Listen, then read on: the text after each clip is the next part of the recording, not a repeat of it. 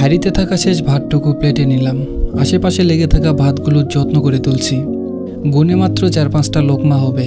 বাটিতে থাকা তরকারির কিছু ঝোল প্লেটে ঢেলে খাওয়া শুরু করতেই হঠাৎ প্লেটটা পড়ে গেল। তীব্র দুঃখ নিয়ে ভাতগুলো একটা একটা করে কুড়িয়ে আবার প্লেটে রাখলাম। তারপর সেগুলো ধুয়ে খেয়ে নিলাম। এই খাবারটুকু ঘরে থাকা শেষ খাবার ছিল। একবার আমার এক বড়লোক ক্লাসমেটের জন্মদিনের অনুষ্ঠানে গিয়েছিলাম। মানানসই জামা না থাকায় যেতে চাইনি, কিন্তু ক্লাসের সবার চাপাচাপিতে পড়ে রাজি হলাম। সেদিন আমার এক প্রতিবেশী বন্ধু তার একটা জামা পরার জন্য আমায় দিয়েছিল। উপহার দেওয়ার জন্য আমার কাছে শুধু একটা ঘড়ি ছাড়া কিছুই ছিল না। যাওয়া শুরু করলাম। মেঘ বৃষ্টির দিন, রাস্তাঘাট নোংরা হয়ে আছে। হঠাৎ পাশ কাটিয়ে দ্রুত একটা মাইক্রোবাস চলে গেল। কাদাতে তখন পুরো জামা মাখামাখি। আমি ওখানেই বসে কতক্ষণ কাঁদলাম, তারপর বাড়ি ফিরে আসলাম।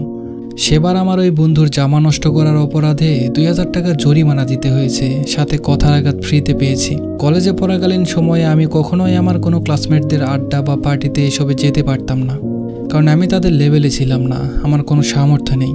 পড়ালেখা শেষ করে ভালো একটা কোম্পানিতে চাকরি নিলাম।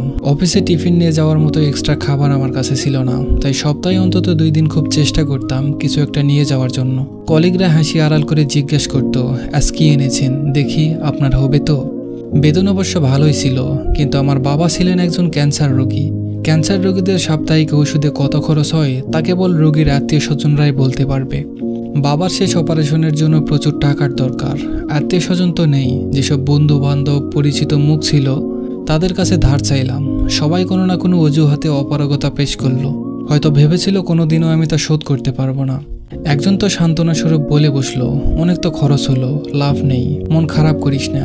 অপারেশন হলে যে সেরে উঠবে তার কি গ্যারান্টি? এমনিতেও বয়স হয়েছে, সবাইকে তো একদিন ফিরে যেতে হবে। এই কথাটা আমি আজও ভুলিনি। বাবা আজ নেই, সেই সময়গুলো কাটিয়ে উঠেছি। আমার সেই বন্ধুরই ছোট বোনের বিয়েতে গিয়েছিলাম। অবস্থা তেমন ভালো ছিল না, তাই বিয়েতে থাকা সবার ম্যাচিং জামা কাপড়ের খরচ আমি বহন করেছিলাম। এখন সপ্তাহে 2 দিন আমার কলিগদের জন্য আমি স্পেশাল খাবার অর্ডার করে থাকি। লজ্জায় অনেকে খেতে চায় না। এই তো বেশ কয়েকদিন আগের কথা, একজোড়া ঘোলাটে চোখ অনবরত মুখে বলছিল, তোর কাছে কি কিছু টাকা ধার হবে? আব্বার অবস্থা একদম ভালো না, জানি না কি করব। কেউ ধার দিতে চায় না। বিশ্বাস কর, আমি দ্রুত পরিশোধ করে দিব। আমি তার হাতে 20 লাখ অ্যামাউন্ট ধরিয়ে দিয়ে বললাম, যখন সামর্থ্য হবে তখন দিস। জীবনে টাকা থাকার চেয়েও বাবা থাকা জরুরি। আমার কথায় সে হয়তো লজ্জিত হয়েছিল, কিন্তু আমি তাকে লজ্জা দিতে চাইনি। আমার সেই সময় পরিস্থিতির জন্য কারোর প্রতি কোনো অভিযোগ নেই। এসেছিলাম নিম্নবিত্ত পরিবারে, কাকে দায়ী করব?